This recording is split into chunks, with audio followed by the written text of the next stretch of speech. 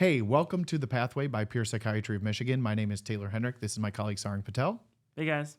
Hey, we're excited to talk with you today. We're going to be going into some mental health burnout. We're going to be talking about how to avoid burnout, strategies to help you avoid burnout, and some of the other things that will lead to burnout that we might be able to help with. Let's get after it. Let's get it.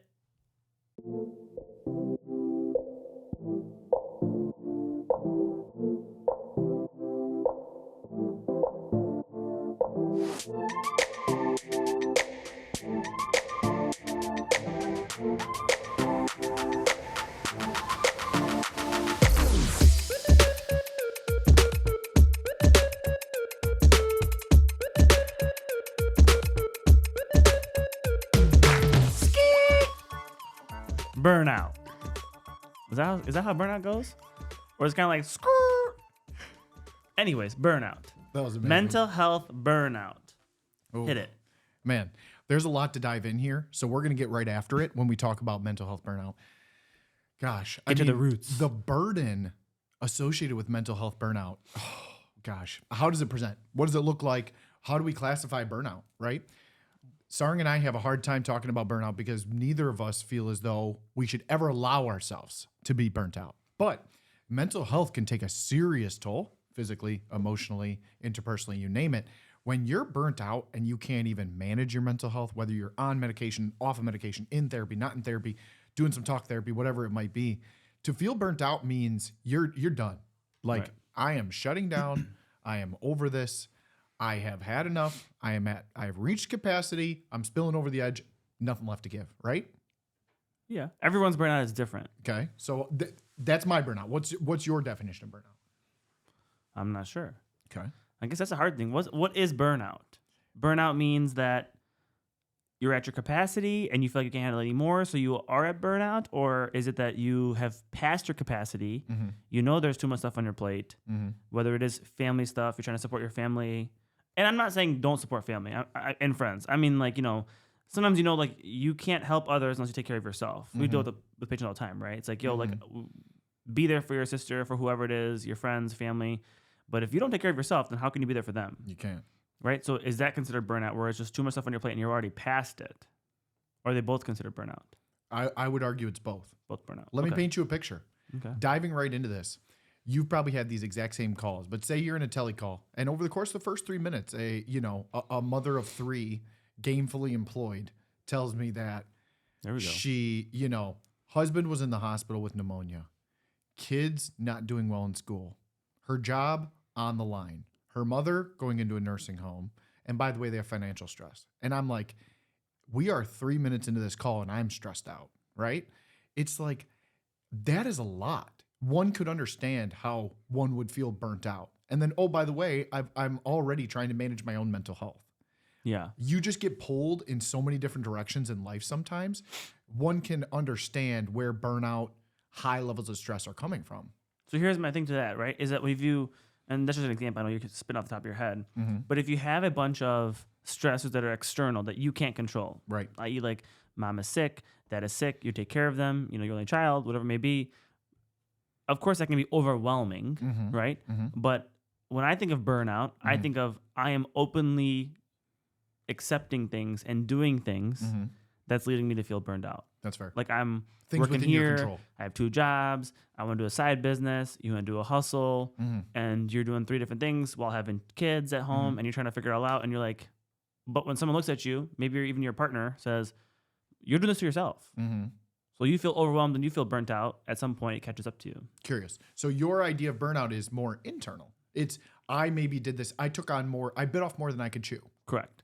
Rather than I'm stressed by everything else, I want to shut down. Yeah, because Fair. if it's an external stressor and it's on your control, Right. it's not that you're getting burnt out. You're going to get overwhelmed. Don't get me wrong. And no one's saying not to get overwhelmed. But that's not in your control. Yeah. You can't control that he or she has pneumonia or he or she has dementia and you have to be there for that person, or that the nursing home costs X number of dollars and you can't afford it. That's not, you didn't ask to have that pressure. So it's not burnout in that regards. It's an overwhelming stressor that's your trigger. But I'm saying that if you just say, I'm only going to focus on helping them out and not going to therapy for yourself, take an hour off of work, or exercising for yourself and doing something to keep yourself sane, then you can't help out others if you don't take care of yourself. That's also burnout too, I guess you could say. Exactly. But those are coping skills. But it takes recognition. You have to recognize where you're at. Like, am I doing more than I need to? Am I being pulled in too many different directions? Do I have my anchoring or centering piece daily that like keeps me solid and keeps my foundation where it needs to be? To your point, so I can be the person that I need to be for the people who do need me in my life. My kids, my parents, my significant other, my close friends, my coworkers, whatever it might be. Yeah. But when you're bringing it upon yourself, when it's internal, let's go back to that. Internal burnout, or you're just doing too much. How do we know what is too much for each person? Everybody's different. Someone can burn out and not even have a job. It's not just professional. It's not just academic pursuits, right? Kids in school can get burnt out. We get that. College kids burn out a lot, right? That's actually a good population to probably talk about. But in general, it's not just like academic or professional pursuits. Someone can feel burnt out just by having to do stuff around the house. Yeah. There's a but lot is of that burnout, variation. or is that just being overwhelmed? Not just, but is that being overwhelmed? True. It's hard to say. Or is burnout and overwhelmed synonyms to a certain extent? I would say they are. Synonyms, okay. Yeah. Yeah, it's not that cookie cutter. It's not a fine line. It's a fine line. Yeah. It's not like it's a concrete line that's like, oh, this is burnout, this is considered overwhelming. They're both the same thing. As we classify burnout and we talk about being overwhelmed, maybe we can talk about strategies to avoid getting burnt Burnout? out. Yeah. Well, I don't know. I don't think we figured it out yet. I don't think so. I don't think anyone's figured it out. No. I don't think we can say, oh, we work in mental health. We know how to solve burnout. Right. Lies. Right. Cap. There's good examples out there of individuals who handle a lot more than we do, right? So we take these examples, we use these individuals as role models. Like to the eye, it seems as though they're doing really well. They're managing a lot more than we are. They're a lot busier than we are. So we always ask ourselves, why can't we do more, right? But we don't know what their interworkings of their life is like, right? We only know them on a cursory level. With you and I, we understand each other, and we know when we've reached we use the word bandwidth a lot. And it's like, we know when we're nearing that point, okay, my bandwidth is only allowing me to do this much. I need to dial back on something else to be able to commit more time to this or be more effective. So again, I have not felt burnt out. I have a good one for you. But I would say that there's a lot of different ways you can avoid burnout by doing the right things. Let me ask you a controversial topic. Tell me. This is more of just like boys and brothers talking too. Hit me. But I think parents will relate to this. Yeah. Right? There's two concepts. There is you work super hard when your kids are young, infants and toddlers, to then hopefully say that you have financial stability later on in life and you can enjoy life with your kids. Or there's the opposite. So when you're doing that first option, you may miss a lot of things. One parent or both parents, whatever the situation may be, everyone's financial situation is different.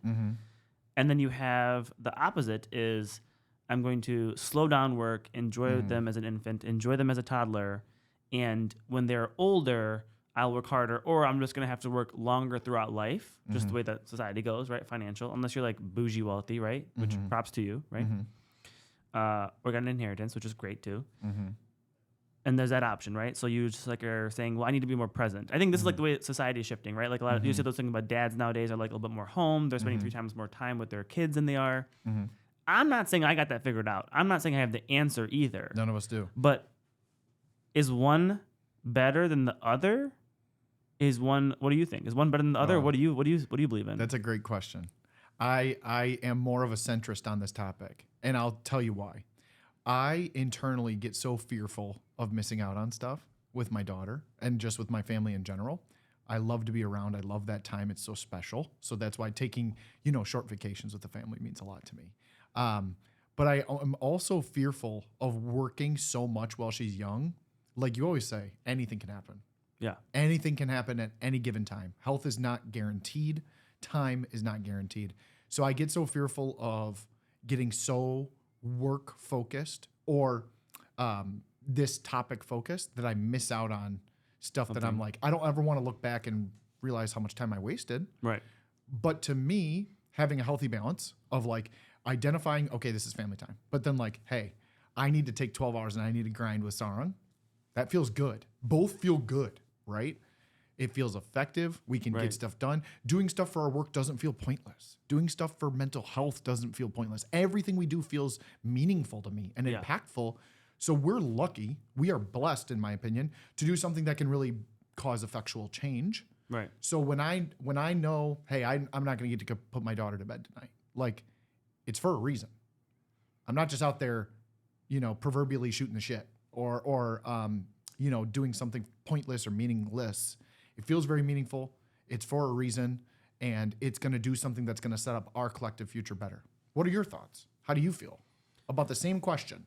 So I think, I think so far in life, I've done the initial option one, whereas you grind as much as you can while the kids are young. You might miss certain things because, of course, you don't know life's not. I always say that too, right? Like you said, life's not guaranteed. Got that from Anything you. can happen, right? Yeah. You live one time. There's no guarantee you're living to 65, 75, 80. So, don't work till you're hard till you're 78. And then you're like, no, I'm going to retire 67. Now you're going to retire. There's no guarantee you're going to live to 78. You might only have 4 years, 3 years, whatever the number may be, right? Which is the beauty of life, right? To a certain extent. So I've always thought the mentality of you just grind. So that way you set a goal and you hope that if you work hard and you hustle, and this situation is different for everybody. This is just me personally, right? You hope that if you hustle as hard as you can, you save as much as you can, that then you can enjoy life when the kid's a little bit older. Because I think it's a catch-22. I think you either, if you slow down and you try to enjoy life when they're, and say, hey, I'm not going to work hard when they're young, I'm going to enjoy them. You're going to end up missing things sometimes when they're younger and sometimes when they're older. Because now you have to work longer. And now you're going to have to do work when they're older, doing activities, whatever it is. Obviously, you'll be there for like their marriage, hopefully, all that kind of stuff. You might see that kind of stuff, but you're going to miss some things. Yeah. So I'm like, I'd rather say, instead of you missing things throughout the entire period of life, I'll miss some things and I'll be there for everything. And then hopefully if you have grandkids, if that's your goal, not if you don't have to have kids. I'm not saying kids are the solution to everyone's problems, right? Or the best thing in the world. But for everybody, right? Then you can at least be there for even your grandkids at that point because you're like, I'm not working. I don't have to work as hard because I worked so hard in the beginning. And now we've set us apart that now we can enjoy your life and your grandkids' life. I think that makes sense. And I think as it relates to family, it's a topic that's very difficult. Yeah. Like it's a real topic. It's a real topic because you can work, an individual, anybody out there can work very hard, and there can be one thing that causes separation between you and your kids or between you and your partner, whatever it might be, right? Like, so you work all this time and then say, God forbid, one of our kids grows up and doesn't enjoy us, doesn't want to spend time, distancing themselves, moves across the world, goes back to India, whatever it might be. You don't get to see them. We don't get to see them. So we just grinded all X amount of years to set this future up, and it's unappreciated. How do you handle that? Well, it can happen the opposite. Yeah. If you could spend as much time as you want, and you have a discrepancy later on in life, the same thing. Just because you spent time with them when they're younger and you didn't work as hard doesn't mean you're not going to have that outcome in the future anyways. True. Right? So it's almost like you can't do what you're doing now in the hopes of, or in the thoughts of like, hey, we could not be together, right? Yeah, you can't live that way. You can't think that way. You have to think in an ideal world, in an optimist's view. I'm going to set us up at least so from this standpoint, whether it be financially, whether it be familially. I'm going to do everything I can so that our family unit is going to be well supported, right? Yeah. Or is going to be in a place where we all feel good about it, right? And hopefully along the way, I'm able to take care of our health, take care of our spiritual health, take care of our emotional health, take care of our financial health, and make sure there's always food on the table, a roof over our heads. And be gainfully employed. You want to be gainfully employed with Pure Psychiatry of Michigan. It's important. We are always hiring. We are always hiring. Yep. Every position. I think that's whatever you want to do. That should be a per podcast plug that if you ever are looking for a job, there are jobs available at Pure Psychiatry of Michigan. So drop us a line. Drop us a line? Yeah. What does that mean? It's like a way to say it. I think it's actually a fishing reference, but like drop us a line.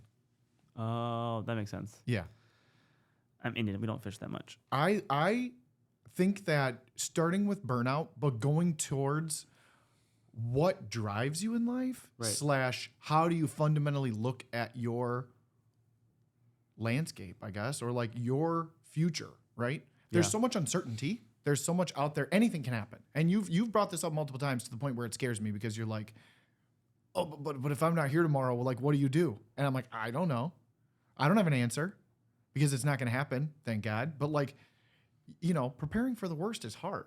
Preparing for something to not go your way is difficult.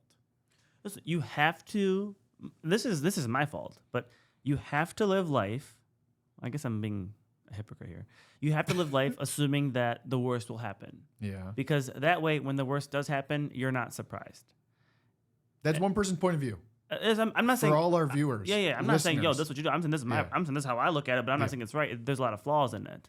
But again, anybody in a podcast, anybody that works in medicine is not saying we got everything figured out. Mm-hmm. I'm not saying like oh, your blood pressure needs to be below here. We know that scientifically this makes sense. This is all stuff that no one has an answer to. Ours that is doesn't matter very, where you very are. subjective, right? Yeah, these are things of everybody's life, whether you're uber wealthy and the richest man in the world or you're not, or woman or in the world too, whatever it is, but you're not. These issues with family, how you spend your life, burnout, they're across the entire board with everybody in the world. Mm-hmm. And it's not just economic based. No. I think because in today's world and even in the days of past, financial burden is a big driving force. That's why I think for us, it comes back to that part of the conversation, is because financial burden leads to a lot of burnout. A lot of our appointments, my appointments I can speak on, center around financial stress. I mean, it comes up all the time unprovoked by me. I'm not asking. I'm just saying, how are things? How was your month? And somehow it comes back to financially driven stress is there for a lot of people, us included. So it's just, I think it is a big topic, and I think that's why in our conversation today, it's coming back to that a lot. It's not that we are overly fixated on financial, but it's a part of our reality. Yeah. And that driving force alone, gosh, I can't tell you how many appointments I have on a weekly basis that it's cultivating anxiety. It's manifesting as depression. It's leading to panic. It's leading to sleep disturbance. I can't eat. I can't sleep. I'm worrying all the time. If the car breaks down, I'm stuck. I can't handle anything else, right? Yeah. I mean, so financial stuff is a hard thing to talk about, right? Because everyone's job is different. Everyone's things are different. Some people, it's a lot about luck. It's about right place, right time when things click for a lot of people in their business or whatever you're in, right? So, what you went through in life. So, you can't say that. Yeah, I guess I don't know where I'm going with that, but financial issues are completely different, right? I mean, we can't really comment too much about that necessarily. Everyone's a different situation. I'm just saying that, like, whether you're in a good financial situation or you're not, the work ethic, right? Because I feel like, especially in the modern world, you're working a lot, and it's just for food on tables, for whatever it is, for however society's going, you're working. And I kind of like that the opportunity these days, like all these different side hustles that can come up, right? Hard work can be classified in a bunch of different ways. Yeah. Somebody can be a really good social media influencer. Somebody can be a welder. Yeah. Somebody, or like our video person. Our video Tori, person. She works very hard. Yes. And is the director of this entire podcast. Yes. Brought to you by Pure Psychiatry of Michigan. Yes. And so it's good to see that there are these different roles. Nicholas. There's these different roles that are available out there for people. You can work fully remote. You can do cybersecurity. You can work like boots on the ground.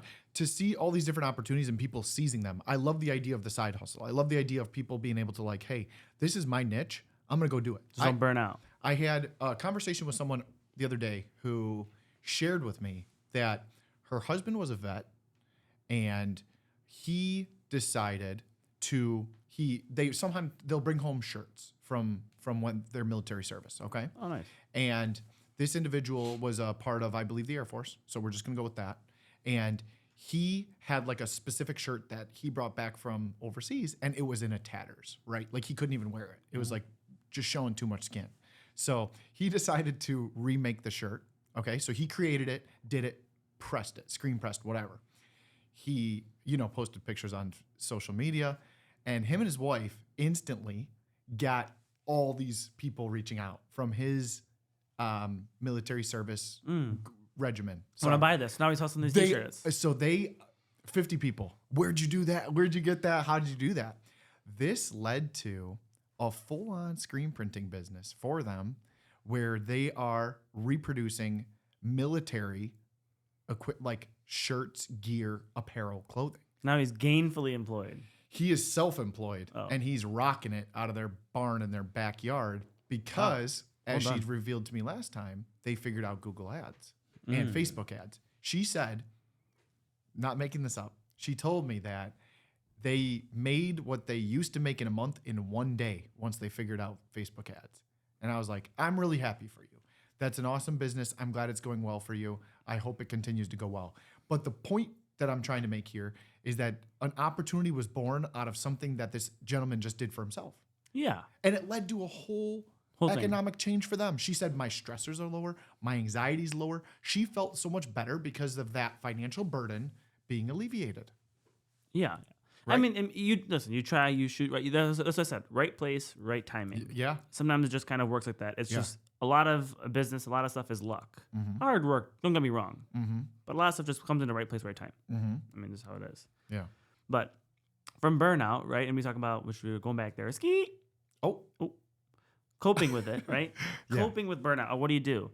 So I would say physical health. And I'm not saying you got to go to the gym. You got to Totally go agree. lift weights, go deadlift, go squat. Totally agree. You got to go do a decathlon, which you were at. You know. U You of already D.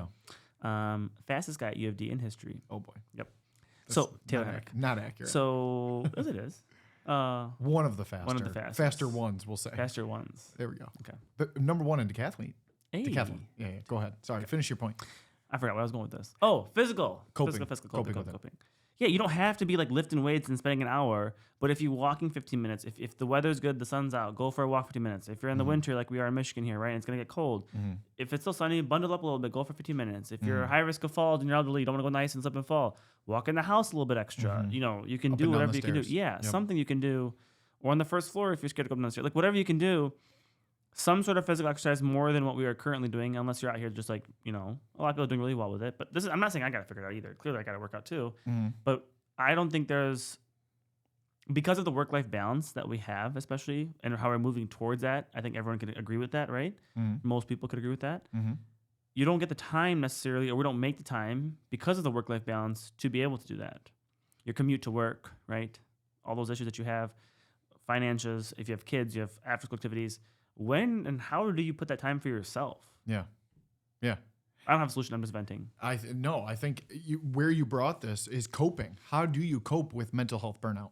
Physical exercise is a big one. Okay. So I have a similar conversation with my clients. I tell them 30 minutes. I don't need you to be a world beater. I don't need you to go run a marathon. I need you to do 30 minutes, 3 to 4 times a week of walking, biking, rollerblading, going up and down the stairs, stair climber, you name it. Something physical, drive your heart rate up a little bit and get your endorphins pumping, right? Rollerblading. Do people rollerblade much nowadays? I feel like I see people rollerblading, skiing. I mean, there's so many activities, snowshoeing, you name it. There's a million things you can do in Michigan, right? Pure Michigan, Pure Psychiatry of Michigan in Pure Michigan. So there's, if you think about it, physical exercise is one component. The other thing that I always drive home, and it seems very frivolous or simplistic, is just you got to drink water. You have to hydrate on a daily basis. Put good stuff into your body, right? That's your oil, that's your fuel. Keep your body car running. You got to do these little things. It complements how we treat. If you're not doing those things, it can have a negative or adverse reaction to if someone's on medications, right? Ooh, sleep. Sleep is always a big one. Sleep is always a big one. It's a huge topic. It really informs where you're going to be the next day. It's going to inform where you're going to be the following day, right? They always say 2 nights before is really important sleep when it comes to high performance. When I used to be an athlete, it was all about the night before the night before. The night before is whatever. You're going to be on edge. But it was the night before that where you had to get good rest. You got to prepare your body the right way to perform. And I think it can be boiled down to if you have a presentation, if you're taking a test, if you're doing something else that's really important for you, you have to take care of yourself and you got to set yourself up for success. Right. Yeah, sleep schedule, sleep hygiene, right? So cutting out the lights, the TV, all that kind of jazz, the cell phone. If you don't have a good quality of sleep, I argue that you really can't get depression and anxiety controlled. You really can't get mental health controlled if you don't have that. I would agree. So, I always say with patients, something like, I don't want to be on a sleep medication, don't think for sleep. I'm not forcing you to take a sleep medication, but we have to focus on sleep here. And I would say that an emphasis in medicine is that we don't talk about sleep enough. We don't have a lot of medications for sleep either. It's not like we have like this whole reach coming out for sleep. Correct. But it's so common, whether it is a physical issue, sleep apnea, whether it is a non-physical, issue, whatever the issue may be with sleep. If you don't address it, I don't know how you get better control over mental health. Comes up all the time. It comes up all the time. Every single day we have these conversations, and it's not a bad thing. No. It's actually a good topic to bring up. Like, I'm waking multiple times throughout the night. Let's dive in on that. I'm having vivid dreams. I'm waking early in the morning. You name the disturbance, it's out there. There's a lot of sleep disturbance right now, and it's not just OSA. It's not just some specific sleep disorder. It could be adjustment insomnia, right? It could be anything. Paraphysiologic. There's multiple different ways that this type of sleep disorder manifests, but it is hard to treat. It's hard to treat. You can take every lifestyle modification and do every single step and still not sleep well. Right. You know? Well, it's I always say that, like, your sleep can get off really fast. It's almost like swelling, right? Like your lymph nodes, they swell really fast. They take forever to kind of go down, right? Good point. Normal Yeah. stuff, right? Yeah. Pimple comes up so fast, it takes forever for the pimple to go away sometimes. You're like, what the heck, right? It just happened overnight. The same thing with sleep is that your sleep can get off really fast. Yes, it can. It doesn't mean the next day or you do the skills for 1 or 2 days is going to get better. I tell people sometimes it takes months for a lot of people. We see this in kids, especially, right? You It gotta takes reset. time. You have to reset. You have to keep working at it. It's not a one-day fix kind of thing with sleep. That's a good point. And that's everything on mental health. But sleep especially, I feel like, is like one of those things. It It is. takes time. It is. It takes time for it to work. Some of the meds that are really good, I think, take time too. You have to kind of keep at it. It's frustrating. You're like, this is useless. I'm not going to do this anymore. But sometimes you kind of have to. That's the analogy. I love the analogy you just made. It's just, it's like weight loss, right? Very easy to gain, very hard to lose. Same idea. But I love the analogy you just painted. It can't just be, well, I tried last night. Well, one time is not indicative of how the month went. Let's talk about what was your trend for the last 30 days. And what are we going to do next month to try to improve it? Yeah. What are you going to institute to try to level that out? I think these are some important topics to talk about. I hope that this is interesting for everyone to listen to. I love listening to your perspective on this, being able to talk a little bit about mental health burnout, the different factors associated with it, as well as how do you cope with feeling a little bit burnt out from a mental health standpoint? Yeah. No one has the answer. No, neither of us do. No one has a full answer. Can you give me one more skirt? Skirt!